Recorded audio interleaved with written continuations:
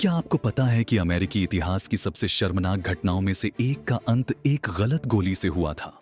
1890 में लकोटा जनजाति ghost dance करती थी। वे मानते थे कि यह नृत्य उनके पूर्वजों को वापस लाएगा और सफेद लोगों को भगा देगा। सरकार को डर था कि यह विद्रोह का संकेत है। 29 दिसंबर को 7वीं कैवेलरी ने चीफ बिगफुट के समूह को घेर लिया। ज्यादातर महिलाएं, बच्चे और बुजुर्ग थे। सैनिक हथियार छीन रहे थे। तभी एक बहरे लकोटा व्यक्ति की बंदूक से गलती से गोली निकली। सैनिकों ने तुरंत गोलीबारी शुरू कर दी। हॉटकिस तोपों से भी हमला किया। कम से कम 300 लकोटा मारे गए।